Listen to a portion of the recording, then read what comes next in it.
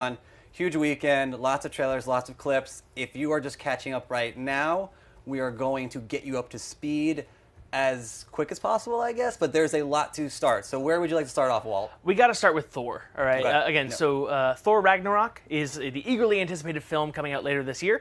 It is the first time that we're going to see Thor in quite some time, ever since the end of Avengers Age of Ultron. And Hulk. And Hulk, and Loki, and all the folks that you've come to know and love. So we saw the trailer. Jeff Goldblum. Jeff Goldblum. He's the main We've one that we always love. loved him. We know and love Jeff Goldblum for a long time now. So we got our first look at the trailer of that, and it is just stunning. You got Cate Blanchett. She's playing Hela. She's the Queen of Hell, Goddess of Death. A lot of fun whole stuff there. We can see all these characters that we've been looking forward to for a while. Okay, we've got the Hulk in the battle, Planet Hulk kind of thing. We've got Loki. We've got we've got Valkyries. We've got so much stuff. It's really, really good. Yeah. So this would be our second clip. This is actually a lot more action-packed than we saw the last one. The last one was they're both very funny. Classic Marvel, a lot of humor mixed in. We actually have a little progression with the Hulk, which is kind of cool. I was reading, I think he's been the Hulk for about 2 years, this synopsis says, and that's why he's able to talk. We finally see the Hulk talk, so it's not just Banner, it's really funny. There's, I think there's a scene where, remember, Banner doesn't know what happens when he hulks out. So he's asking Thor if they got into a fight, and Thor's like, yes, and I won easily. It was very, very simple. You sure? That doesn't really sound right. He's like, yeah, it was, well, that's what happened. I'm sorry. It's a great fun trailer. Again, so exciting New Zealand director, Wakiki is coming in, and he's just, it's a whole new, it's a very, very vibrant look, very colorful. It's got a lot of that Guardians DNA in it. Very Doctor Strange-esque, the kaleidoscope of colors and pictures. Because we're getting to that point in the game. We are getting to the point where we are prepping for the big Infinity War. We are seeing all these worlds kind of come together. And one thing that we're going to be looking forward to this fall is that this is the first time that we're going to see a lot of our terrestrial heroes become cosmic heroes. So, and we know there's a tie-in too. I mean, before we get into that, we know there's a tie-in too. And there's something that was interesting that people have been speculating about. Is so Cate Blanchett's character Hela is the goddess of death. And if you read the books, knowing Infinity War, Thanos, the big baddie, the guy who Josh Brolin's playing, is in love with death, the essence of death. And death is actually a character. It's a female in the books.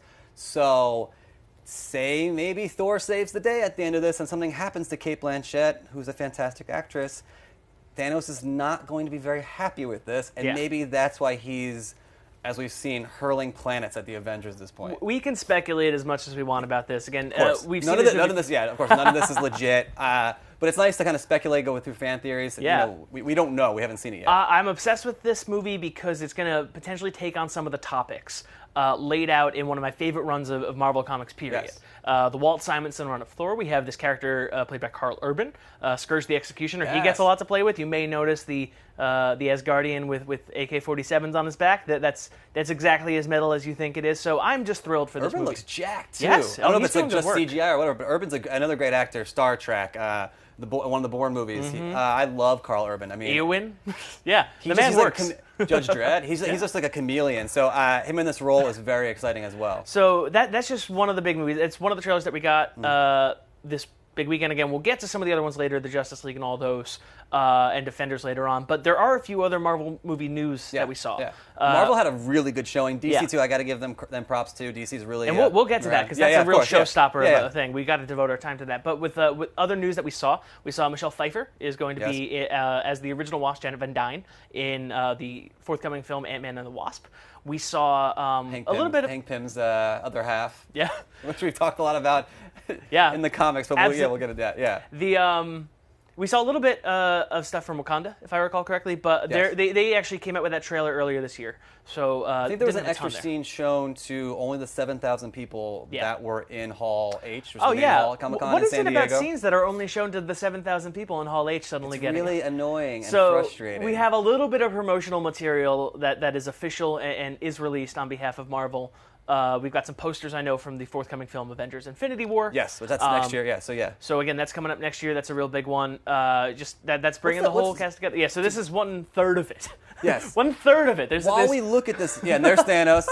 He's wearing the Infinity Gauntlet. If you guys don't know what the Infinity Gauntlet is, basically once he unites the Infinity Gems, he is basically power. There's no limit to his power. No limit. He controls reality, time, space. It's amazing. And in the books, I think he doesn't even. The Avengers can't even stop him in the books. I think he gives it up because he's a god and he just gets bored and says, whatever, you know what, I will like to fight you with like one arm behind. You know what it is in the books, that there's a plot involving Silver Surfer, there's a plot, and there's some characters that are not appearing in this film. There's the much talked about bearded Chris Evans of Captain America. Everyone's making a big deal there's that Vision he looks and very Scarlet Witch getting nice and close. Yes.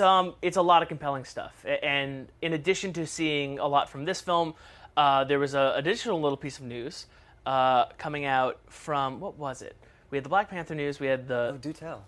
We had the Captain Marvel. Yes. Brie Larson, Oscar winner. That's another amazing character. So, but the details on that is that the film is going to take place in the 1990s. Yes. We're going to get a younger Sam Jackson playing a younger Nick Fury. Now, do we know how that's going to work out? Nope. I don't know anything about the 90s. Are they going to soften his face like that in the first Ant-Man? If you've seen that, Michael Douglas plays Hank Pym, the original Ant-Man, to Paul Rudd, Scott Lang, and at the beginning, his face is a little touched up with CGI. Sam Jackson has been keeping it real tight. Let's be real here. Even since like Phantom Menace, I don't know his skincare regime, but it's incredible. So how great would it be if it was like John Boyega is the young Nick Fury? He will have two eyes, is what I understand. He will have his second eye that is mysteriously missing from Iron Man 2 onward. So again, we have a whole bunch of details from Marvel. Again, we had a little bit from the previous week at D23. Yeah. Before we get into that, we should give them a timeline first too. So we've gone right into the movies. We jumped in. We have in November we have Thor. Thor in November. November 3rd, I believe. Yep. Then we have Panther. Yep. And then we have Infinity War. Infinity War next in May. May next year. And then Ant-Man and the Wasp. And then I think there might be a Spider-Man project, or it's Captain Marvel. It's at that point, it's just coming. It's preparing for the next year alone. But I stopped you before you got into Infinity War, and Infinity War is very exciting because it looks and feels, and the way that Kevin Feige, who runs Marvel Studios, this might be the biggest movie of the genre we've ever seen. The undertaking is incredible. The cast, it's everyone from Spider-Man to Iron Man to the Avengers to the Guardians to Thor. And there's a little scene at the beginning from footage that's not released, but that the fans in Hall H saw and the fans at D23 saw. Would you like to take us to the beginning of that? I haven't seen it. Nope. I preserved my integrity. I saw it. Go on. I have no integrity Go left. on. I will go into it.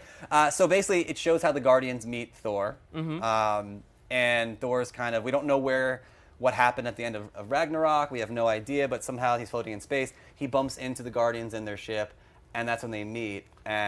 Which Ragnarok, by the way, means the end of the world, the apocalypse. So it's him floating out in the middle of space is not necessarily a great sign for everyone around him. Or Asgard, for that matter.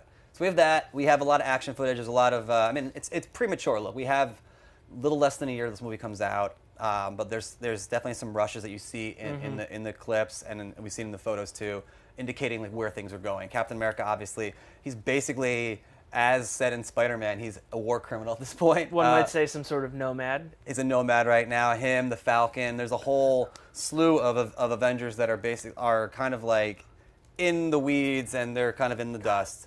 And it's just one extremely expensive. How many Chris's are on that poster alone? It's amazing. It's amazing. We've never seen anything like this movie before.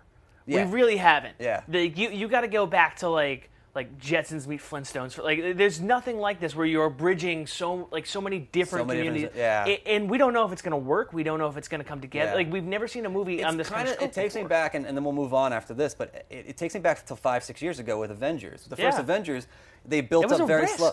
They built up very slowly. They had Iron Man, then they had the Hulk, then there were just single characters with little teases in between, and then all came together, and it worked. Joss Whedon, who directed this, who will be partially directing our next film that we're talking about, did a fantastic job of juggling it, and I'm really excited. I mean, we've been waiting for this if you guys know comic books, you've been waiting this for years.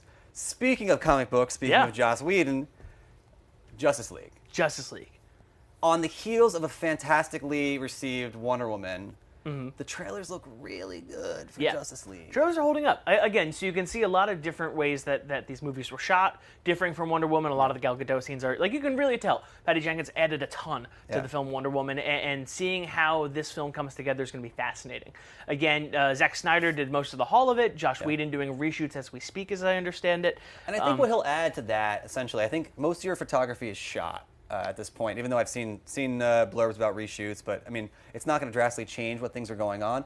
But I think Joss will add some quippy dialogue to it at the end. I think you'll see more of like the Avengers jokes and the classic Marvel humor that he built on early on. So I think you've seen that in Jason Momoa looks fantastic as Aquaman.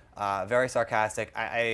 He's just the perfect casting for this role of like a grittier. I mean, I know it was a bold cast. I know you wanted Adrian Grenier. Yeah, for Aquaman. I did. Yeah, I desperately did because I'm such a big Entourage fan. Come on. It's a great movie. Again, so you can see even J.K. Simmons makes an appearance in this trailer as Commissioner Gordon. Again, Jeremy Irons doing the work. It's an interesting film. It's going to be very cool to see it come together. It really seems like these characters have had a note. They've had to really dance around the potential incorporation of the actually dead Superman in it. We got to talk about ending. We got to talk about that ending. No, we got to talk about that mustache too. But we'll talk about that. Ending for Mission Impossible, yeah. So if you guys don't know, the actor who plays Henry Cavill, and I'm not giving you a spoiler here because this is a year and a half. If you have not seen Dawn of Justice, which is the team movie that precedes this with Wonder Woman and Superman and Batman. Superman died at the end, fighting Doomsday. We know that he's going to come back. It's 100%. In some form. This is not a spoiler. We don't know how it's going to be. Could be a flashback. Could be a hangout. Could be the black suited Superman. There's going to be some kind of. But they're doing reshoots now, and right now Cavill's working on Mission Impossible 6, and it just got reported in Variety today. He's got a glorious mustache. That he's got a glorious mustache, and that he is contractually obligated to maintain. It's kind of what I imagine if you shave shave the bottom of your. Yeah. Yes. Yeah. That's what it is. Yeah. Far bushier in my head, but and so he has to maintain that, and at the same time they're doing a reshoot, so they're going to digitally composite out the mustache. Now, what this means for reshoots beyond us, it's delightful to envision, though. It's incredible. So again, the trailer came out, huge acclaim. People love this. It looks fantastic. Ezra Miller looks great in it. Ezra Miller looks great. He's I will say this. I'm a huge fan of the Flash show on CW. Please don't attack me for that. I think it's fun. I love Grant. At the Real Roth. Yeah, if you want to feedback that. I love Grant Gustin as the Flash. I think he's earnest. He's a great Flash. This one looks good too. It looks like it can be. I don't want to say a grittier version of the Flash because Ezra Miller is very snarky. He's and goofy. punchier. He's younger. So I'm excited about this too. There's a joke in there. He gets left behind by the whole Justice League, as Batman always does. When Commissioner Gordon turns around, he turns back around, he's gone. Yeah. And it's just Ezra Miller sitting there, and he's like, "Hey, they just kind of like dipped out on you here, dude." So again, this is coming in with expectations, not sky high expectations. Again, they've had movies like Suicide Squad come in and disappoint, so people are a bit more measured than they have been. But man, this movie has so much potential. Yeah, I think they're finding their footing. I think it'll be fun. Before we move on, we have to talk about that ending, though. We do. It's got to be Superman, right? So at the end, we have Alfred. They do refer to lanterns. That is a cool thing that I really... We have not seen the 7th Justice League member yet. So we have... Wait, let's go through this real quick. We're all about numbers here. You're 538, so that's perfect. We got it. Wonder Woman, Superman, Batman, The Flash, Aquaman, Cyborg, and Green Lantern. Yep. We have not seen Green Lantern. We have not. And again, so some of those lineups you can mess with a bit. Sometimes you have Martian Manhunter on in lieu of an Aquaman. Yeah. But I mean, it's a pretty iconic set of characters. You really got one thing that was very disappointing about Batman versus Superman was that a movie that has both Batman and Superman in it should not be the biggest grossing picture of the year. These are characters that are iconic. They have histories going back to the 20s. It's impressive, right? This is an achievement that we've never seen anything like this before. Yeah. So a ton of expectations, a ton of potential, and that trailer was really exciting. It's also out in November, and I feel like November's going to be an amazing month. Yep. And if we move on to... end of the year's coming back. December and November are the new middle of the summer now. And then the last thing with the trailer we talked about a little bit, but I want to make sure we fill it in. So... Alfred is basically tinkering as Alfred does. As one does. And there's a rumble, and then he says something to the point of, Bruce said you'd be here, I hope it's not too late. And we see, if you look very closely, as I've inspected it, there's a little flicker of a red cape. So at the very bottom of the bottom of the screen. So I'm assuming it's Superman. How he will factor in? Will he be will he be salty over the fact that he died saving this planet and no one really appreciated him? I think so. He's getting that appreciation. One core element of this trailer is that I think the headline is "World Without Hope." People are really hammering it in. They would care to have this man back at some point in their life. So we go from November. We're going to go to Defenders or Stranger Things first. Let's do Defenders. Let's go Defenders We're going back first. to the Netflixies at this point. The two Netflixes. There was a lot this weekend. There was a ton this weekend. We had a comic convention. It was fascinating. So Defenders. That looks great. Fantastic. Sigourney Weaver, again, is playing the villain in the series that will bring together. these 4 heroes, again, you have Daredevil, Iron Fist, Power Man, and Jessica Jones, right? 4 really iconic street-level characters for New York City. And then they are all up against this character played by Sigourney Weaver. We still know very little about her. We have not seen, even the second trailer, we have not seen much of if she has superpowers of any kind, if she's just maybe... Villains can be really hard to do well in comic book movies in general. We've seen, that's a lot of time been the weakest link in these kind of things. But man, you talk about somebody with the pedigree of Sigourney Weaver. When it comes to working in genre, when it comes to really, her career has just been incredible when it comes to this, bringing gravitas when needed, I really am ambitious about this project. Because what's great about it, too, is that coming off Iron Fist, I watched all of Iron Fist. It was moderate. I think the bar was set so high given I thought Daredevil was fantastic. I thought Luke Cage was fantastic. Incredible. I thought Jessica Jones was really fantastic. Yeah. So I think Iron Fist, there was a lot of flack. People didn't like it as much as they liked the other ones. But I think this one kind of goes back to the roots, and you have more of... They seem to do very well of blending their personalities. There's the snarkiness of a Kristen Ritter who plays Jessica Jones. There's Luke Cage, who's kind of the loner. I don't want to, deal with this. There's the goofiness of a Matt Murdock, played by Charlie Cox for Daredevil, and then you kind of have the jolly, happy Iron Fist, who's that altruistic version of a superhero. In any of these kind of team relationships, right? It's built off of personal relationships, right? Like Iron Fist and Luke Cage are like a duo in the comic books, right? Luke Cage and Jessica Jones are married in the books, so there's together. They have a kid together. So each of it's how they make the individual relationships work that are really how this project's going to live and die. But it's, again, fantastic trailer, hallway fight scene. They got to have that contractually. That's their bread and butter. But there are, I will say, parallel to Justice League, there is a character coming back from the dead in there that if you've seen Daredevil, you know a little bit about her, Elektra. Yes, it was played by Jennifer Garner at some point in time in history. I'm sorry to bring that up. Yes, she doesn't seem on the right side of things, though. So that will be interesting to see if she's the main villain in here. Did we see John Bernthal in this trailer? The Punisher? I think he was in a narrated Netflix special thing where he said, I just showed up in time. So I don't know if he's going to be in here. I really hope so. He kind of feels like an outlier. But at the same time, his Punisher was so well received. I really hope we see him again. Well, he's not a defender. He's just he's a he's gonna have his own show. Trusted colleague. Yeah. But I hope there's maybe a tease to the show, which will come after this show, and also that is out. So we're giving you all the dates. Everything. That's out August 18th, 8/18/17. That's incredible. That's coming right on up. Or 8/17/17. I gotta look that up. Yeah, that sounds correct-ish. I'm not great with dates myself. Coming up next. Before we move on, but the Netflix. I'll tell you something really interesting though first. Okay, Did you know that Marvel and ABC News are both owned by parent company Disney? Does that same parent company also own ESPN 538 and my employer? It's very important we say that. I want to put that out there. Yep. So again, in the interest of full disclosure, once we come to the end of this section all about Marvel, we're all under the Walt Disney Company. Full disclosure. Very. One of the last things, Stranger Things. Yes. Another cult classic that Netflix. God, they do such a great job of these things. Let's talk about that teaser a little bit. Did you like it? Were you excited? I was a fan. I really like the way that Stranger Things incorporates the aesthetic of the time period that's set in to tell a more compelling story. Again, Dragon's Lair, that's an old-timey arcade game. There's a place downtown, Barcade, where you can play it. And it's a moment of its time. Yeah. This is a show that managed to incorporate a lot of the Dungeons & Dragons themes of the 1980s. This is a show that managed to incorporate a lot of the creative moments of the 80s, the music and all that, and really made it not as a, oh, look at me, I'm pointing to this funny thing that happened back way when, but actually just building a cool story around that and using those as an homage. I love this show. I'm super excited to have it come back and having it move to, I think it's 84 with the Ghostbusters and Thriller and all that. Yes. It's set in Halloween too, so it's in October. It's going to come out in October. It's set in October.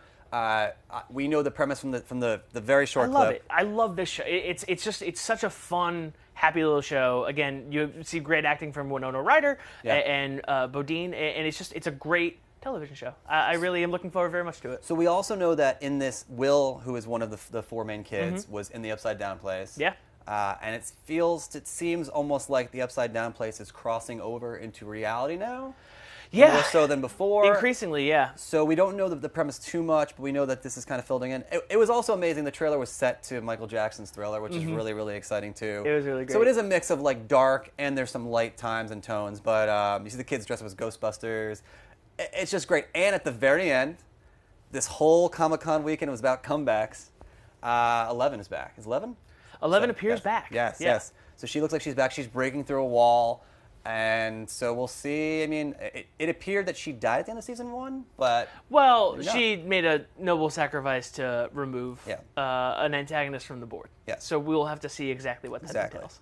And so now we're moving on to from Stranger Things, Walt's favorite project the entire weekend, right? No, wait. No, I don't. Let's do it. Let's tee it up. You want to talk about Ready Player One? I'm going to throw you a softball. Let's do it. Nope. So Ready Player One is a film by Steven Spielberg coming out this fall based on a best-selling book by Ernest Cline. The trailer was released this past weekend at Comic-Con, and it was 2 minutes. It was 2 minutes, okay? It was, they filled the time. They, take it away. All right, let's give the premise of here. We'll be fair, be honest. Nostalgia makes money. I didn't know much about this going into this. So Ready Player One, essentially, the world is even more congested and crowded than it is now. And for escapism, it's like basically taking VR to the next level. And so it's called the Oasis, right? The Oasis where people get to do whatever they want. It's a cheap Matrix knockoff. Just think about it that way. Yes, it's not as dark, and there's no Keanu Reeves, which is disappointing. Like no real innovation. So again, they go to this place, this Tron-esque place, and then they talk about how much they enjoyed the consumer electronics and various cultural references of the 80s and 90s 8-tracks. to demonstrate that they are worthwhile as consumers. Okay. It's not my favorite book. I have some serious problems with the book. Steven Spielberg has decided to use this time to adapt it, and we will see it coming to cinemas this fall. So we'll see. Hey, look, it could be a phenomenon. Could be an absolute phenomenal film. It could go either way. Yeah. We'll be fair. We'll give it a chance. Nostalgia is big these days. People want to cash in on that. People want to cultural reference. I understood that cultural reference, and there's a reason that they make films like this. We'll see how it pans out, because again, Spielberg has the opportunity to use material that on its merits is not super great, and then turn it into actually pretty good cinema, right? Yeah. You can look at lots of the movies that he's adapted personally have had the Jaws is based on a book. You ever read the book? Jurassic Park. I mean, Crichton has his own issues, but he can make great things out of modest source material. So this could be good. It could be outstanding. Yes. I mean, you never want to sleep on the guy. Whether or not it's how you want to spend a year of Steven Spielberg's creative life is a question all to your own. You know? It's so good. Okay, so before we wrap up, yes, what was your favorite takeaway from the weekend? Because there's so many good things. I'm so excited for Captain Marvel now. Really? Okay. I think, again, we will not see a trailer for a while. No. We will not, again, Black Panther got me really hyped up a little while ago. Yeah. We had to talk about this on we broke it down. this very show. And I was really excited for that, actually, having seen the trailer. I think Marvel going back in time has always been interesting. I think, again, if you look at Captain America, the First Avenger, if you look at the portions of Ant-Man that go back in time, I think that it's a time where they have a really chance to dive into some of the fun stuff that they covered in the past without necessarily having to constrict the future that they're going towards. I think that it's a very, very fun canvas to paint on. I think it's a great way to introduce one of the most outstanding Marvel heroes that really Brie Larson is going to have her work cut out for her. This is an icon, and I'm really excited for it. And it builds on what we've seen with Wonder Woman. Yeah. What we've seen with the heroines in Black Panther. What we've seen. It's really great to see. And it just keeps steamrolling, and we're really moving in the right direction, which is great. Yeah, but that plus, I mean, I'm a Thor guy. I have a lot of affinity for Thor 1 and yes, even Thor 2. So I'm really looking forward to Thor Ragnarok. I'm gonna go with Justice League just because I was very hopeful for Dawn of Justice. I love Batman. I think Wonder Woman was a great step in the right direction. Absolutely. I think Warner's and DC are finding their footing right now, and I think it's going to be a better movie. I think. Again, the additions of Jason Momoa, and I think even Ray Fisher looks pretty good, too. Everyone wants this movie to be a hit. Yeah. Everyone wants this to succeed. Like, Marvel fans, DC fans of people in comics in general, rising tide lifts all ships. This is a very cool movie. This has a ton of potential. It's a movie that people have been waiting a long time to see, and we're all hoping for it. Okay. Well, there you have it. Yeah. What you should do right now is actually go to either abcnews.com. Yes. I think it's /go. There's a story up right now with all the trailers that we could share, the posters and whatnot. If not, just spend the next half hour, get a cup of coffee, maybe a croissant, start Googling all these things. You will go down the rabbit hole. They are fantastic. That's basically it for Walt Hickey. I'm Mike Rothman. We're going to see you guys again soon because we do this all the time. And thank you guys for joining us.